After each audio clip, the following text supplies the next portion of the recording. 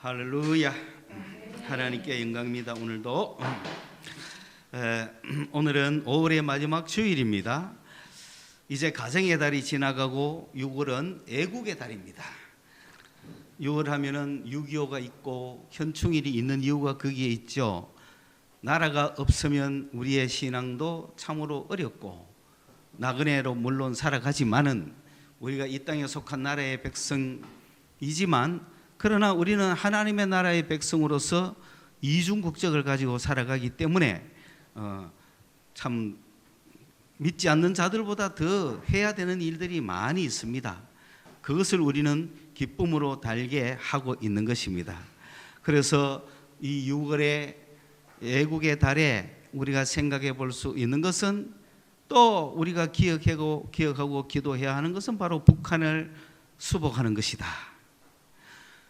북한에 정말 이 복음이 들어갈 수 있도록 우리는 끊임없이 기도해야 됩니다. 이것이 오늘날 이 시대의 우리의 사명입니다.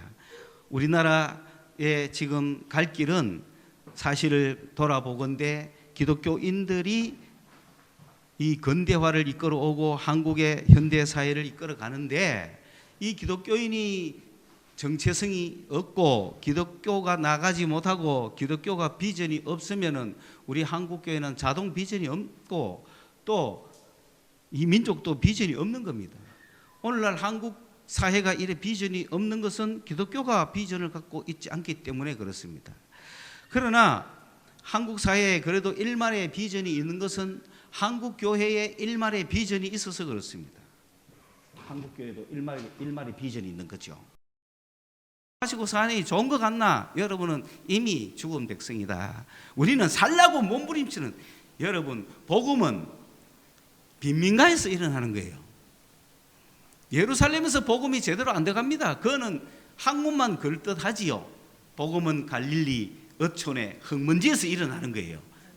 그러므로 우리가 여기 성서에 와 있는 이유가 뭡니까? 밀려서 왔습니까? 아니잖아요. 뭔가를 위해서 왔잖아요. 뭔가를 여기서 한번 변화시키보자 하는데 변화는커녕 우리가 변화돼가지고 막 같이 찌그리 앉아가지고 지금 스쿠터 타고 댕기고 말 한마디 못하고. 그러나 뭔가 우리는 마음속에 뭔가 있기 때문에 여기 와 있는 거예요 지금. 그렇죠? 그러니까 동구로 이사 오라 해도 부럽지 않습니다. 난 공단이 좋아요. 왜? 희망이 있다 이거예요. 우리는 지금 당장 못해서 그렇지, 지금은 월세 살고 막 이런 곳에 살고 있지만 지금 당장 어려워서 그렇지 우리에게는 희망이 있지 않습니까? 여러분 희망을 가지십시오. 우리 교회도 마찬가지입니다. 여 꽉 차가지고 막 이러면 무슨 희망이 있겠어요? 그런데 할 일이 천지야. 다른 목사님들이 우리 교회 오면 굉장히 탐냅니다. 왜? 할 일이 너무 많거든. 그런데 이 목사는 아무것도 안 해. 야, 희한하다. 자기들 눈에는 할 일이 천지야. 막 빠바바바박 해가 후악 부응하고 싶어. 그러나 한바 훅 간다는 거 아셔야 됩니다. 그래 올라가 봤자 한바 훅 갑니다. 얼마 아이가 쓰면 저 어디 가 있습니다. 딴데. 대구가 쉬운 게 아니다. 자, 그래서 우리는 가장 기초적인 신앙을 확실히 해야 된다. 쭉 올라갔다가 푹 꺼지면 안 되잖아요. 그렇죠? 여러분 느리더라도 한 단계씩 올라가셔야 돼요. 이 시대는 절대로 거품 갖고 되는 시대가 아니다. 수축사회다. 실속을 차리세요. 그래서 로컬이 문제입니다. 우리가 여기서 최선을 다해서 이곳에서 원하는 바가 일어나면 그것이 세계적이라는 거예요. 저는 그런 희망을 갖고 있는 거예요. 우리 성서소망교회에서 우리 모두가 하나님의 은혜 가운데 다시는 실패하지 않을 정도로 그런 은혜를 받아가지고 역사가 시작이 되면은 한국에서 찾아오기 쉽습니다. 3시간 안에 전국에서 다 올 수 있을걸요. 한국만 올까요?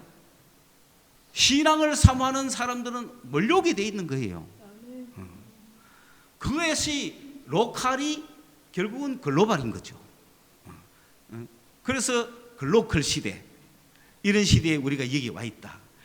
그러면은 그것이 언제 이루어지냐? 우리 자아가 다 죽어가지고 그런 역사가 와도 실패하지 않아야 되잖아요. 그럴 때 역사가 있는 거예요. 우리가 지금 역사 막 하다가, 예? 성령께서 역사에서 막 생명을 깨닫고 막 진리를 깨닫고 하나님의 나라가 역사가 막 전국에서 찾아오고 미국에서 찾아오고 막 이렇게 하는데 막 찬양하고 주 예수를 부르는 자는 뭐 구원을 얻으리 하고 할렐루야 하다가 조금 있다가 무슨 밴드 부장하고 안 되잖아. 그런 게 얼마나 많은지 모른다 이 말이에요 지금. 왜? 그냥 부품아이 그것만 따라갔다 이 말이에요.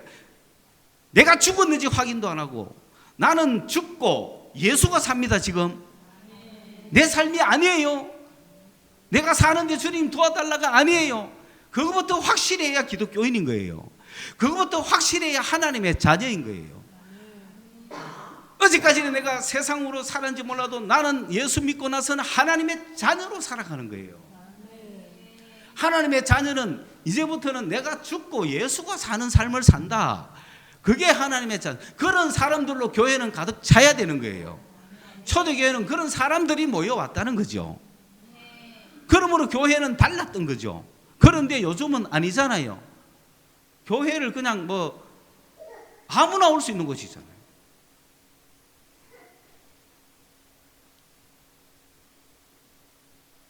그러니 거기서 찬양이 좋아서 막 하다가 뭐가 달라요. 그런데 찬양 받으면 은혜를 받죠. 여러분, 은혜를 받으면 고난도 반드시 함께 받아야 됩니다.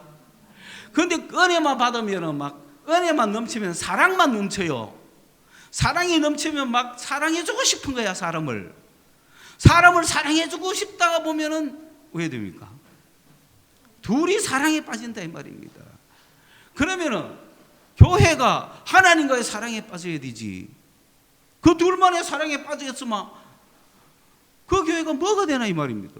거기서 은혜 받았던 사람들은 뭐가 되나 이 말입니다. 그러니 배나 지옥 자식 만들지 않으려면 한 명 한 명이 그런 가장 기본적인 신앙 속에 우리가 있을 때 그때 은혜를 받아가지고 이런 역사가 일어나면 전 세계에서 몰려와도 후회하지 않죠. 그런 교회를 만드셔야 된다 이 말입니다. 이게 복음이죠. 그런 교회가 북한을 위해서 기도한다. 6월 달에는 특별히 한 분쯤은 북한을 위해서 기도해 주시기 바라고 북한 선교를 우리 교회가 할 수 있기를 바랍니다. 최근에 온 서신에 보니까 북한 선교가 제대로 할 수 있는 기관들도 점점 생기고 있고 그들은 많은 후원을 요구하고 있습니다. 설령 그것이 뜻대로 잘 안 쓰이고 개인적인 착복으로 간다고 할지라도 우리는 북한 선교를 한다고 하는 그 용어 앞에 우리 교회도 후원할 수 있기를 바랍니다. 빠른 시간 안에 그 자체만으로도 하나님의 역사는 우리가 모르잖아요. 그러니 우리 성서소망교회도 북한 선교를 하는 교회로 우리 성도들이 마인드가 있고 북한 선교 헌금을 하다가 보면은 물질이 있는 곳에 마음이 있다고 하니 그래서 물질도 드리고 마음이 따라가고 기도하고 그래야 되지 않겠습니까? 그러면서 우리가 북한을 생각하는 이상은 희망이 있고 북한을 생각하는 이상은 주저앉아 가지고 쾌락에 빠져서 우리 한국 사회가 썩어가도록 놔두지는 않을 것이다. 그러므로 북한 선교하는 성도들이 있는 한 한국 교회는 희망이 있고 한국 사회도 그만큼의 희망은 가질 것이다. 이러한 소망을 가지고 이야기를 드리는 것입니다. 지난 시간까지 우리는 자아의 죽음에 대해서 말씀을 나누었어요. 복음이라는 것은 복음이 뭡니까 여러분? 복음이라는 것은 한마디로 딱 요약을 하면은 십자가인데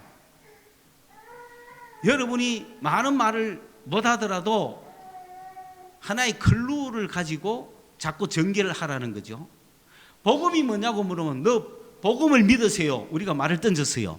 그러면 복음이 뭐냐고 나올 거 아니에요. 그래서 그런 식으로 대화를 하면서 그것에 대한 준비할 이야기를 우리가 가 있는 거지. 간단하게.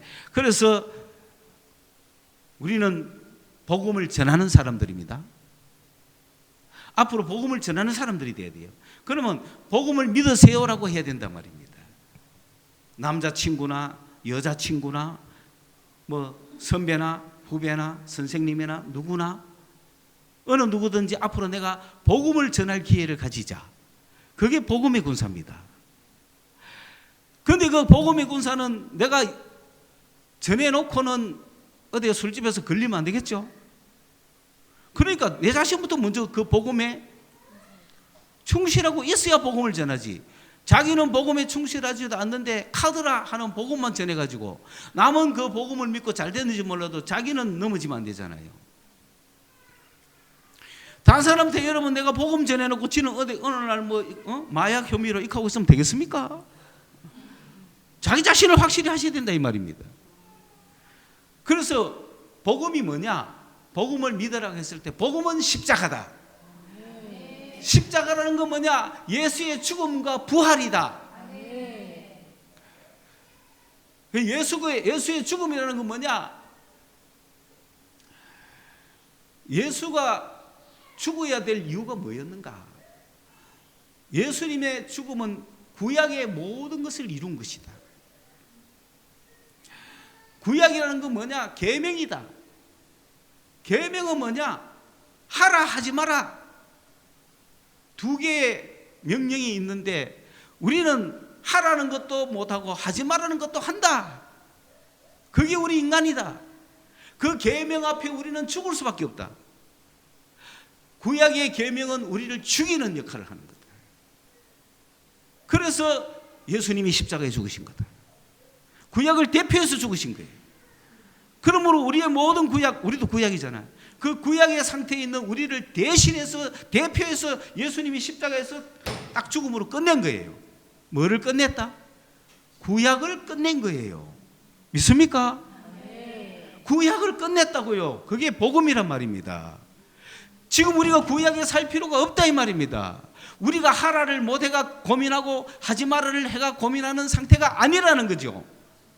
왜? 예수님이 그 대가를 다 십자가에서 지셨잖아요. 그러므로 우리는 내가 지금 못해가 죽어야 되고 해가지고 죽어야 되고 하는 그 모든 계명 앞에서 내가 죽어야 되는데 그 죽음을 이미 주님이 죽으셨더라. 할렐루야. 그러므로 우리는 그 구약에 살지 말자. 주님이 죽고 난 이후에 내가 다시는 안 해야지, 다시는 해야지 그런 소리 하지 말라는 거예요. 안 된다는 거죠. 해봤자 지금까지도 안 됐는데 뭐 예수 믿고 결심만 두고 됩니까? 우리는 예수 믿고 내 옛날 사람이 완전해지는 게 아니에요. 우리는 예수 믿고 내 옛 사람이 할 거는 하고 못할 거를 못하는 사람이 아니에요. 우리는 그 할 거를 못하고 못할 걸 해서 죽을 수밖에 없는 그런 멸망의 사람인데 그 죽음과 멸망을 예수님이 이미 벌써 다 치러주셨다. 그러므로 내가 노력하지 말자는 거죠. 믿습니까? 그게 복음입니다. 그러니까 지금 여러분 그 구약의 매이가 절망하지 말라고요. 그렇죠? 그런 면에서는 오히려 예수 안 믿고 율법도 없고 양심도 없는 사람이 더 잘 살죠. 어떤 면에서는 우리도 그렇게 살아야 되는 거예요. 왜? 예수님이 십자가에서 다 죽으셨으니까. 이해하셨어요? 그런데 내가 자꾸 의롭게 살려고 그러고 내가 선하게 살려고 그래요. 안 되는 거를 안 되잖아요. 그걸 포기하고 그게 죽음입니다. 그래서 내가 예수와 함께 죽었다는 걸 선언하라. 그러니까 오늘 복음을 듣는 그 사람들이 그 얘기를 해야 되는 거죠. 너 앞으로 뭐 죄 안 질락하거나 의로워질락 하지 마라. 너는 백날 천날 노력해도 뭐다? 죄인이다. 죽을 수밖에 없어. 그런데 그 죽음을 이미 주님이 죽으셨어. 할렐루야. 그럼 어떻게 할꼬? 나는 죽어서 예수 안에서 새롭게 살아라. 그게 부활이다. 예수님은 부활하셨다. 우리가 내 몸이 그렇게 다시 산다는 게 아니요. 새 사람이 산다는 거요. 새 사람이. 그러면 뭐야? 나는 예수 안에서 이제 막 살아가는 거야. 그래서 딴 생각 안 해. 내가 의로워질 생각 안 해. 내가 죄 안 질 생각 안 해. 나는 누구 따라갈 생각을 해요? 예수 따라갈 생각하고 예수와 함께 살아갈 생각하고 예수 안에서 살 생각만 하는 거야. 그때는 율법도 없고 죄도 없고 아무것도 없잖아. 그런 상태로 살아가자 이 말입니다. 그럴 때 그렇게 살아갈 수 있도록 힘주시는 분이 성령이시고, 성령이 오셔서 내가 기도할 때 성령께서 나의 영을 통해서 막 기도를 통해 역사하시는 거야. 그러면 그 성령이 인도하심대로 살아가면 되는 거야. 그래서 주와 함께 길 가는 것 즐거운 일 아닌가 하고 한 걸음 한 걸음 주여 주여 이하고 살아가는 사람한테 내가 죄 짓다 안 해야 되는데 했다 이런 고민이 있습니까? 지금 없잖아요. 그런 구약의 상태를 집어치워라 이 말입니다. 우리를 자꾸 그런 구약의 상태로 끌고 가려고 하거든. 마귀가 끌고 가려고 하거든. 예수 이름으로 몰아내고 내 자신이 의로워져서 그렇게 하려고 내 자아를 죽이라는 거죠. 그리고 우리는 새 생명이 살아내니 예수 붙들고 성령과 함께 살아가는 새 사람이 살아가는 겁니다. 기쁘고 즐겁고 기쁘고 즐겁게. 그래서 날마다 주 예수와 함께 한 걸음 한 걸음 함께 살아가는 겁니다. 그게 새 생활입니다. 그게 새 생명입니다. 이런 새 생명의 삶을 살고 싶지 않냐고 그렇게 복음을 전하는 것입니다.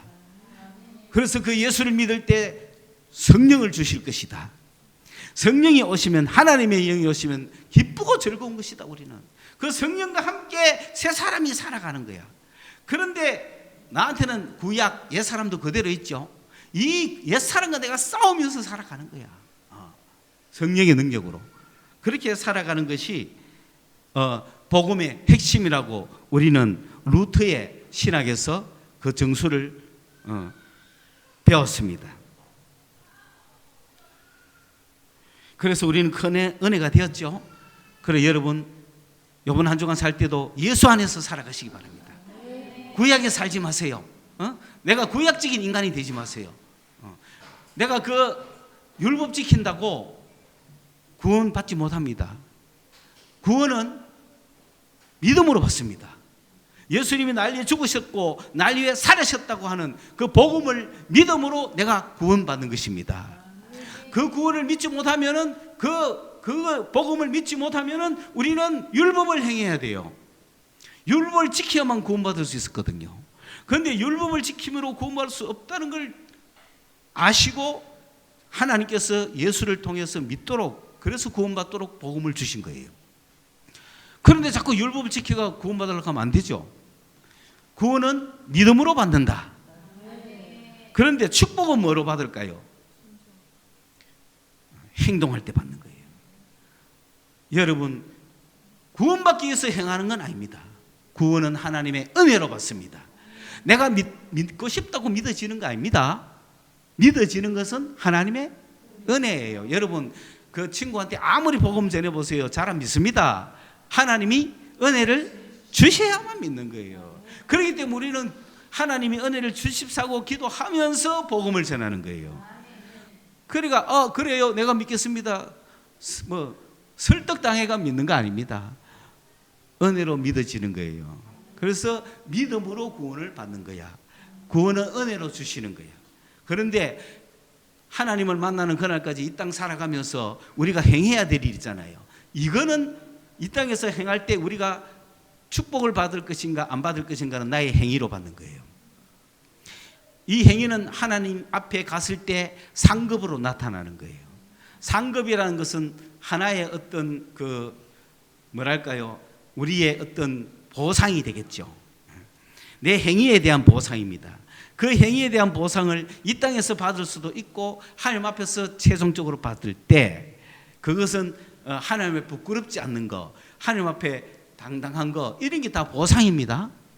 그럼 이 땅에서도 축복받고 살아야 되잖아요. 이제 축복과 구원을 구분하시겠죠? 여러분, 축복받으려면 뭐 해야 된다? 행동해야 된다. 행위로 축복받습니다. 그러니까 오늘날 내가 주님의 뜻을 따라 간 사람하고 안 간 사람하고 이 땅의 삶이 똑같으면 무슨 재미가 있겠어요? 말이 안 되죠? 여러분, 축복받고 사시기 바랍니다. 그래서 축복을 이야기하는 것이지 무슨 축복받기 위해서 예수 믿는 게 아니에요. 예수 믿은 자가 이 땅에 살면서 주님의 뜻대로 살아갈 때, 행동할 때 축복을 받는 거예요. 그러니까 한없는 축복을 누리시기 바랍니다. 건강의 축복, 물질의 축복, 사회의 축복, 여러 가지 내 삶의 축복, 평안의 축복, 기쁨과 감사가 충만한 그런 축복의 삶을 사셔야 됩니다. 그러려면 뭐 해야 된다? 행해야 된다. 어떻게 행동하느냐에 따라서 내가 축복도 받고 그냥 패배도 하는 거예요.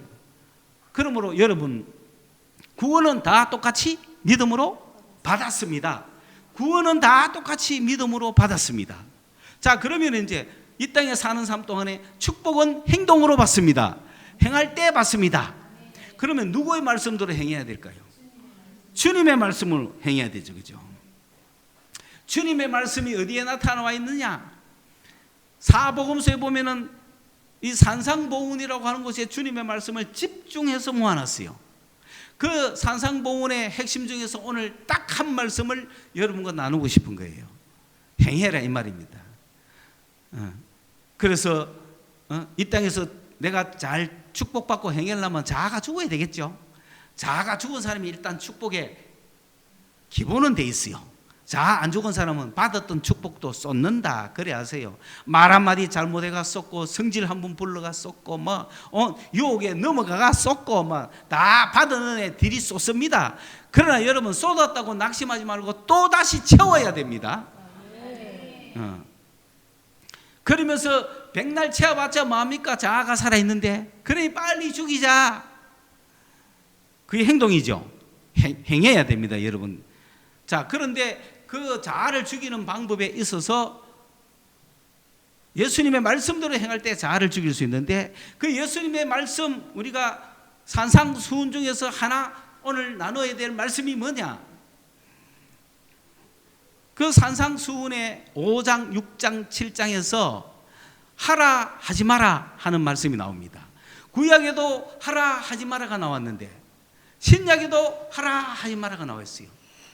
그런데 이거는 그러면 과연 우리가 그걸 행할 수 있을까요? 구약처럼 못하면 어떻게 돼요? 그래야 되잖아요, 그죠? 그런데 이거는 구약의 말씀하고 달라요. 그렇기 때문에 예수님은 우리가 행할 수 있기 때문에 말씀해 주신 거야. 구약에서는 하나님이 행하라 하라 하지 말라고 했는데 결과적으로 인간이 그걸 못했어. 그리고 결론을 뭐가 내렸냐면 인간은 그것을 할 수가 없다. 인간은 그걸 할 능력이 없다라고 선언했어. 그런데 신약에 들어오셔서 예수님도 우리 보고 하라 하지 마라 그래. 그런데 이거는 할 수 있을까 없을까? 할 수 있습니다. 이것도 우리는 뭐 합니다 하면 안 되는 거야. 이걸 하면 축복의 길이 우리 앞에 있다는 겁니다. 분명히 예수 믿는 사람은 할 수 있다 이 말입니다. 그렇죠? 내가 그걸 할 수 없다는 것은 내가 예수 안 믿는다는 증거예요. 내가 그걸 살 수 없다는 건 내가 안 죽었다는 증거예요. 그러므로 예수를 믿고 내 자아가 죽은 사람은 이 주님의 말씀을 행할 수가 있습니다. 믿으십시오. 할 수 있습니다. 성령께서 도와주시거든요. 그럼 뭐라고 했는가? 그 명령 중에는 현재 명령이 있고 과거 명령이 있어요. 현재 명령이라는 것은 내가 현재 하고 있는 걸 계속 하라는 뜻이고, 예를 들어서 기뻐해라. 현재 명령입니다. 그럼 왜 해야 돼요? 지금 내가 뭐 하고 있어요?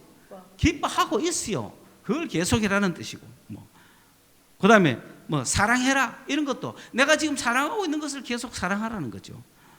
구하라. 지금 내가 구하고 있어요. 찾으라, 두드리라 이런 거 지금 계속 하고 있는 것을 하라고 할 때 현재 명령입니다. 그런데 염려하지 마라. 이거 현재 명령일까요? 과거 명령일까요?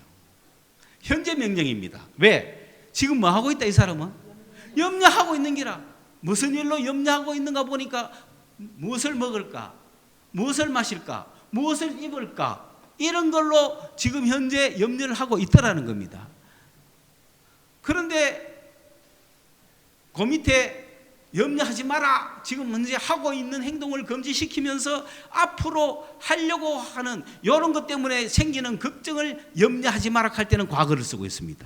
마태복음 6장에서 앞에 맨 위에 염려하지 마라는 현재 명령이고 밑에 염려하지 마라 하는 과거 명령이에요. 그러니까 이거는 하려고 하는 걸 금지시키는 거죠. 자, 지금 염려하고 있죠. 그러니까 염려를 하지 마라. 그래. 그러면서 밑에는 뭐냐면은 뭐 입을까 염려하지 마라. 막 뭐 입을까 하면 염려가 생깁니까 안 생깁니까? 생기잖아요. 그때 발생을 막 하려고 하는 걸 하지 마라 하는 거예요. 뭘 먹을까? 막 염려 생기려고 하는 걸 하지 마라. 무엇을 입을까는요, 패션 감각이 좋은 사람 데리고 뭐다 올래 가면 됩니다. 염려하지 마세요. 내가 뭘 입을까 염려하지 마세요. 무엇을 먹을까? 먹자 하는 순간 머리에 떠오르는 사람이 있어요. 그 사람 찾아가면 됩니다. 그러니까 염려하지 마. 그러니까 아하 뭐 입지 하고 기대는 하지 염려는 하지 말아요. 아 뭐 먹을까 기대는 하지 염려는 하지 말라는 거예요. 우리 인생이 주님의 명령입니다. 이런 거는. 그런 명령들이 예를 들어서 뭐 좁은 문으로 들어가라. 이거는 과거예요. 이건 안 해본 거 하라는 거예요. 지금까지 안 하던 거야. 좁은 문으로 들어가라. 여러분 예수 믿는 방법이 쉽나요? 구원 얻는 방법이 쉽나요? 어렵잖아요. 쉬운 방법 가지 말라는 겁니다. 좁은 문으로 들어가라. 예를 들어서 여러분 돈 10만 원만 내면 구원 줍니다. 그거 가고 싶어요? 예수 믿고 싶어요? 예수 믿으면 힘들어요. 보이지도 않는 예수. 막 성경 읽어야 되고 금식해야 되고 막 기도해야 되고 어렵잖아요. 생명의 길은 좁다 그랬어요. 발견하기가 어려워요. 지금 여러분은 좁은 문을 택해야 돼요. 여러분 너무 쉽게 하는 거는 금방 죽습니다. 공부도 어렵게 해야 됩니다. 그래야 잘입니다. 결혼도요. 대부분 친정엄마가요. 딸 결혼은 결사반대해야 됩니다. 왜? 속으로 찬성하지만 결사반대해야 됩니다. 왜? 그래야 이 딸이 확실한 거 아닌가를 알 수가 있는 거예요. 그렇게 어렵게 이렇게 결혼해야 절대로 안 헤어집니다. 끝까지 살지. 엄마들 일단은 반대해 줘야 돼. 그래야 그래? 나도 포기해 볼까? 근데 나는 도저히 포기할 수 없어. 그 정도인데 결혼하는 거 아니에요. 그 엄마 없는 사람은 왜 너? 교회 와서 목사님한테 물어봐야지. 그래, 내가 반대 안 하는지 봐야 될 거 아니야. 뭐 저런 놈하고 결혼하고 있어. 막 이거 그런가 생각해보고 진짜 저기 저런 놈인가 막 생각해보고 몇 날 며칠을 공부해보고 그래도 안 만나보면 미치겠다. 안 그러면 내가 죽겠다. 그러면 하는 거야. 반대해줘야 되는 부모가 있어야 된다. 그러나 무턱대는 반대는 하지 마라. 그건 택도 없는 소리다. 그리고 반대하면 내가 도망가가 살 자신이 있어야 결혼하는 거예요. 에? 이게 지금 무슨 이야기 하다 이랬냐? 좁은 문, 이게 좁은 길이야. 옛날 어르신들, 옛날 우리 여러분의 언니들은 사회가 그렇지 못하니까 그거 반대한 거 죽는 거야. 그만 죽을 용기 있으면 도망가지. 그때 옛날에는 도망가도 다 잡혀왔어. 어쩔 수 없어. 지금은 단독 가구니까 그죠? 참 그 시대가 불행하죠. 사랑의 전사들이 그래서 많이 세상 떠났어요. 지금은 아니잖아요. 여러분 신앙도 마찬가지고 여러분의 삶도 마찬가지고 여러분이 주도권을 가지고 정신을 차리고 사십시오. 그저 예수 믿는다고 바보처럼 착하게 살고 선하게 사는 게 뭐 예수 잘 믿는지 착각하지 마세요. 예수 믿는 사람 중에 나쁜 놈, 못된 놈이 얼마나 많은데 여러분 착해야 예수 잘 믿습니까? 못돼야 예수 잘 믿습니까? 그렇지. 못돼야 예수 잘 믿는 게라 일단은. 그래야 착한 사람은 좀 어리숙하게 착한 사람은 못되게 만들고 못된 사람은 착하게 만들고 그게 예수 믿는 사람이야. 교회 정신 바짝 차려야 됩니다 여러분. 그러니까 지금 내가 힘주어 말하는데 좁은 문으로 가는 거 이해됐습니까? 쉽게 하려지 마세요. 이거는 시도 안 해본 거야. 지금까지 내가 계속 좁은 문을 걸어왔으면 현재 명령을 썼을 텐데 아니잖아요. 이거는 안 하던 거 시도해야 되잖아. 안 하는 걸 시도하시라고. 그런데 오늘 그 많은 수많은 말씀 중에서 우리가 나눌 말씀이 뭐냐 하면은 마태복음 5장 44절 나는 너희에게 이르노니 너희 원수를 사랑하며 너희를 박해하는 자를 위하여 기도하라. 요거는 뭘까요? 현재일까요? 과거일까요? 현재입니다. 그러면 지금 뭐 하고 있었어요? 원수 때문에 괴로워하고 있는 거예요. 나를 박해하는 남 때문에 막 괴로워하고 있는 거예요. 그러니까 때려치워볼까? 죽여볼까? 끝내볼까? 지금 욕하고 있다 이 말입니다. 계속 해야 되는 거예요. 그런데 중간태 왜 계속해야 되냐? 자기 자신을 위해서 하는 거예요. 능동태면은 내가 사랑한다 하면 내가 하는 거잖아요. 수동태는 사랑한다 하면 내가 받는 거잖아요. 중간태는 내가 나를 사랑하는 거예요. 여기서 원수를 박해하는 자를 위해서 기도하라는 말은 중간태예요. 그러면 내가 누구를 위해서 기도합니까? 나 자신을 위해서 기도하는 거예요. 원수를 위해서 박해하는 자를 위해서 기도한다는 건 나 자신을 위해서 기도하는 거예요. 그걸 계속 해야지. 그걸 멈추면 됩니까? 그럼 여기서 두 가지죠. 원수를 사랑하고 박해하는 자를 위해서 기도하는 건, 원수는 뭐고 박해하는 자는 뭐냐? 똑같은 놈 아니냐? 우리는 박해하는 자를 원수라고 하고 싶은데 아닙니다. 이어서 원수라는 거는 이웃하고 반대되는 말을 원수라 그래요. 이웃은 뭡니까? 가까이 있다는 뜻입니다. 가까이, 누구를 여러분 가까이 합니까? 좋은 사람을 가까이 하고 마음에 드는 사람을 가까이 하고, 그렇죠? 이해 갔죠? 친구죠. 그런 사람을 사랑하는 건 너무 쉽죠? 그렇죠? 그런데 나를 찔러주고 미운 행동하고 나하고 관계없어도 막 아주 얍삽한 짓 하고, 미워요 안 미워요? 그런 거를 원수라고 하는 거예요. 그런 사람을 내가 막 싫어하고 멀리하고 정오하고 눈보라리고 미워하고 차갑게 대하는 것을 미워한다 이 말이에요. 이 미움이란 말과 이 미워는 말이 단어는 다른데 뜻은 같아. 소위 말하면 미운 놈을 미워하는 거야. 싫은 놈을 싫어하는 거야. 업신여기는 놈을 업신여기는 거야. 그러니까 이 원수는 친구도 될 수 있다가 원수도 될 수 있죠. 그게 교회 안의 사람들이에요. 집 안의 사람들이에요. 바로 옆 사람이에요. 오늘까지는 너무 친해갖고 막 어깨 동무하고 이랬는데 갑자기 얘가 거짓말을 하네. 그럼 왜? 이제 이게 미워하는 거죠. 그러니까 이 원수란 말은 친구가 됐다가 원수가 됐다가 이런 우리 안에 들어있는 사람을 이야기하는 거예요. 그러니까 우리는 지금 원수가 좀 많죠? 아까까지 좋았는데 방금 막 만약에 휴지 막 버리고 가면 싫어해 좋아요.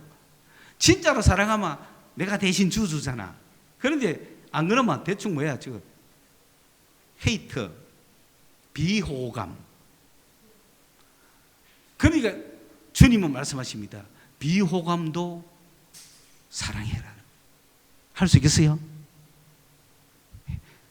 해야 돼. 주님은 그래요. 만약에 그래, 내가 좋아하는 사람 좋아하고 싫어하는 사람 싫어하면 세상 사람과 다를 바가 뭐가 있냐? 네 예수 믿는다면서 뭐 너나 내나 똑같네. 그런데 우리는 하나님 아버지의 자녀라. 그렇기 때문에 하나님의 자녀처럼 행동해야 돼. 세상 사람은 세상 자녀들이라. 세상 사람은 그렇게 해. 세리도 그런다 했어.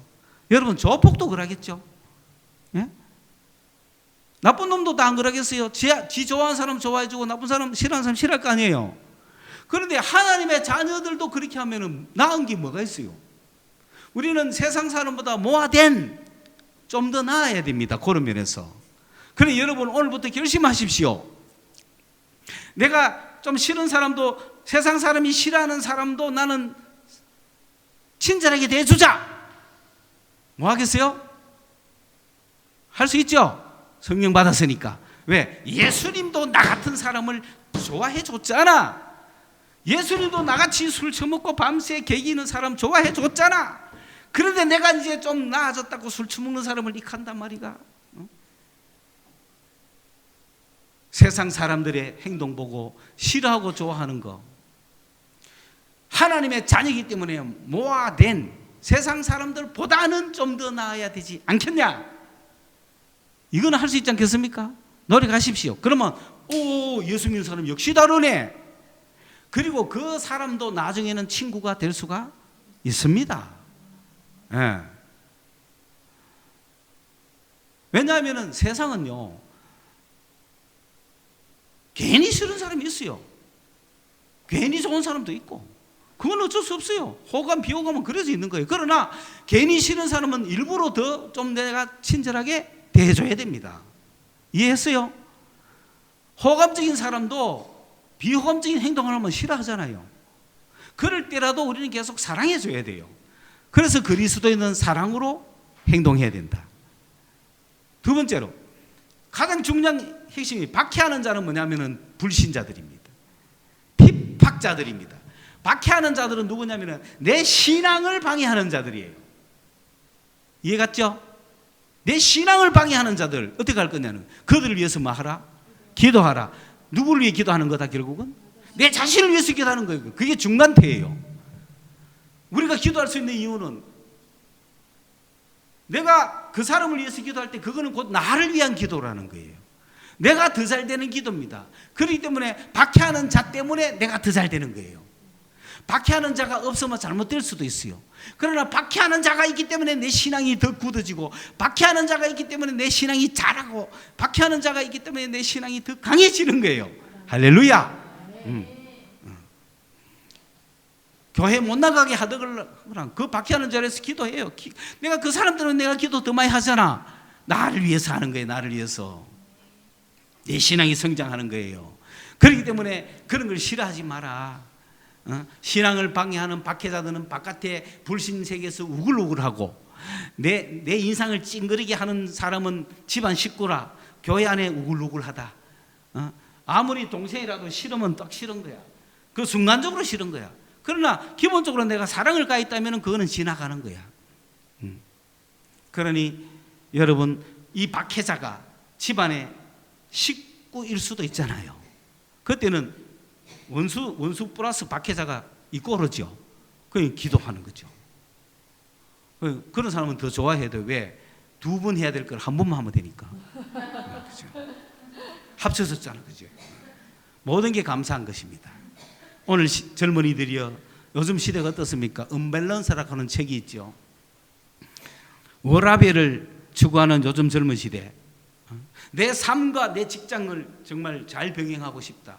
그게 밸런스를 갖고 싶다. 2018년 이전까지는 직업을 선택하는 1순위가 임금이었습니다. 월급이었습니다. 그런데 2019년 이후부터는 환경입니다. 내가 내 삶을 얼마나 꾸려가면서 일할 수 있는가가 직업 선택의 조건이 됐습니다. 거기서 워라밸이라고는 워크 앤드 이 라이프의 밸런스. 그러니까 일도 균형 있게 하고, 근데 언밸런스라는 책은 뭐냐 하면 그런 밸런스는 없다. 그럼 뭐냐? 일과 내 삶을 별개로 보지 마라. 삶이 일이요, 일이 삶이다. 그렇게 내 삶을 바꿔가야 된다. 그래서 내 삶을 바꿔가야 되지. 그런 직장을 찾는 것은 넌센스고, 그런 삶이 있다는 것 자체가 환상이다. 그런 거 찾다가는 평생 그냥 일 한 번 못하고 죽는다. 그런 것은 없다. 내가 만들어라. 일과 삶을, 삶도 일이고 일도 삶이다. 가능하겠습니까? 우리 젊은이들이요, 내 삶도 일이고 일도 삶이다. 가능하겠어요? 직장 가서 일하고 막 직장은 직장이고 내 삶은 삶이다 구분해가 땡치고 나오는 순간에 직장의 모든 건 잊어버리고 내 삶을 산다. 가능하겠습니까? 그런 삶은 없다. 내가 가서 직장에서 일하는 것도 내 삶의 일부요. 거기서도 내가 최선을 다하고, 내가 살고 있는 직장 바깥에 나가 사는 이 삶도 내 일과 다 관련 있고 내 삶과 관계가 있게 가져야 돼. 여기서 얻는 것이 직장 가서 또 투여되고, 여기서 얻은 힘을 가지고 직장에서 또 하고. 이해하시죠? 그런데 그 직장이 사실 만만치는 않습니다. 나를 괴롭히는 그 상사를 어쩌란 말이야. 그래서 누가 모과나무를 심었는가라는 책을 지은 사람은, 그분은 정원 디자이너인데 풀 한 포기도 심기는 내가 심었지만 내 뜻대로 자라지는 않더라. 그리고 풀들을 보면서, 나무들을 보면서, 정원의 그 모든 것들을 보면서 많은 사색을 하고 깨달음을 얻습니다. 그러면서 모과나무는 가지가 튼튼하잖아요. 수십 년 된 거잖아요. 이 모과나무는 과연 누가 심었을까? 내가 이 집에 오기 전부터 있었는데 이건 누가 심었을까? 그런 생각을 하면서 심어준 사람에게 고마움을 느끼고, 그리고 이 모가나무가 새 주인인 나를 즐겁게 받아줄까라는 식으로 그 아주머니 굉장히 참 시적인 삶을 살고 있죠, 그죠? 그런 삶은 걱정도 없게 살잖아. 그런데 취직한 딸이 직장 상사 때문에 죽겠다 하니까 엄마가 해줄 수 있는 충고의 말이 뭐였느냐 하면, 야, 내 나무를 키워 보니까 쑥쑥쑥쑥 자라가지고 막 신나게 자라는, 막 자랑하면서 자라는 나무도 너무 빨리 자라기 때문에 꺾이고 뽑히더라. 그 반면에 막 자라지를 못해가, 그렇게 애를 쓰고 힘을 써도 자라지도 못해가 겨우겨우 막 초라하게 막 비참하게 자괴감에 빠져가, 나는 되는 게 없다고, 나는 왜 이렇게 잔디밭처럼 쭈그리졌느냐, 나는 왜 안 피느냐 하고 끙끙끙끙끙 올라오는 그런 늦게 자라는 이 나무도 오히려 더 단단하고 예쁘고 아름답게 오래오래 크고 자라더라. 그런 거 보면은 잘 나간다고 잘 되는 게 아니고 못 나간다고 못 되는 게 아니더라. 오히려 이 나무는 늦게 자랐기 때문에 배임을 안 당했다. 그러므로 세상만 사다 세옹지마더라. 그러니까 잘못됐다 싶은데 그것이 오히려 전화위복이 되고, 이런 삶이 우리에게 너무 많다. 그런 이야기를 해주면서, 너가 언젠가는 그 너를 괴롭히는 상사 때문에 내가 컸노라. 그 상사 때문에 내가 인간된 노라. 그것 때문에 내가 더 큰 유익을 얻었노라. 그것 때문에 내가 그 사람한테 나중에 고마움을 느낀다 라고 하게 될지 어떻게 아느냐. 그러므로 나를 박해하는 자를 위해서 기도하는 것은 나 자신을 위해서 기도하는 것이요, 내가 좋은 사람만 좋아하고 미운 사람 미워하면은 세리나 창녀나 세상 사람이나 뭐가 다르겠냐. 나는 하나님의 자녀인데 내가 싫어해도 좋아하고 사랑해주고, 내가 좋아하는 사람을 좋아할 뿐만 아니라 내가 싫어하는 사람도 내가 친절하게 대해줄 때 하나님의 자녀로, 그것이 세상 사람보다 더한 것이 아니겠느냐. 왜 우리는 그렇게 해야 되느냐? 우리는 하나님의 자녀요, 하나님은 온전하시기 때문에, 퍼펙트 하시기 때문에. 그게 퍼펙트라는 거예요. 로마서 1장에 12장에 하나님의 온전하신과 같이 온전하라. 그렇죠? 하나님의 온전하신 뜻이 무엇인지 이해하라. 오늘 하나님이 온전하기 때문에 우리도 온전하려면 원수를, 나를 박해하는 자를 위해서 기도할 때 온전해지고, 그리고 내가 싫어하는 놈, 남도 싫어하는데 나도 싫어해버리면 똑같잖아요. 그건 온전하지가 않죠. 남이 싫어하는데 나는 좋아해주면 그것이 온전해지는 거죠. 하나님은 악인과 선인에게, 의인과 불의한 자 모두에게 해를 주시고 비를 주시는 분, 그래서 온전하신 분. 우리도 잘난 놈, 못난 놈, 잘하는 놈, 못하는 놈 모두에게 잘해서 온전한 사람이 되어야 되지 않겠습니까? 내가 이런 말씀을 여러분에게 한다는 것은 하나님의 말씀 일이 있다는 겁니다. 왜? 저 안에는 두 마음이 있어요. 첫째, 나 자신은 못생긴 사람은 쳐다보지도 않습니다. 둘째, 그러면서도 어느 누구도 좋아할 수 있다는 자신감이 내 속에 공존하면서 나는 컸단 말입니다. 그런데 지금은 못생긴 사람은 쳐다보지도 않는다는 걸 버려야 되죠. 그래야 온전해지겠죠. 그러면 어느 누구도 다 사랑할 수 있다는 마음이 있겠죠. 그게 예수 믿는 사람들. 어려서부터 교회는 다녔지만 내가 성령 받기 전에는 두 마음이 같이 있었다는 거예요. 그런데 성령 받고 나왔으니까 이 한 마음은 죽여버리는 거죠. 그래야 하나님의 온전하신 것처럼 온전하지 않습니까? 여러분, 정말 이 시간 마음을 가다듬고 생각해 보십시오. 주님의 말씀을 내가 순종하자. 그것이 새 사람 된 사람들의 자세다. 그것이 축복받는 길이다. 오늘 내가 이렇게 살려고 마음만 바깥만 봐도 우리는 축복의 삶에 들어갈지 모른다. 주님 오시는 그날까지 모든 말씀에 순종해서 축복의 사람이 되시기를 주님의 이름으로 축원합니다. 하나님 은혜 감사합니다. 지난 한 주간 살 동안에도 지켜주신 하나님께서 이번 한 주간 살 때에도 주님의 말씀에 순종하여 축복받을 수 있는 성도들이 되게 하여 주시고, 내가 말씀에 순종했더니 이러한 축복을 받았다라고 하는 간증을 또 할 수 있는 한 주간이 되게 하여 주시옵소서. 그래야 우리가 구약적인 율법에 살지 아니하고 신약의 새 복음의 은혜와 또 참으로 사랑의 복음에 성령과 함께하는 새 사람의 복음에 살게 하여 주셔서 이번 한 주간 축복의 삶이 일어나게 하여 주시옵소서. 예수님의 이름으로 기도드리옵나이다. 아멘.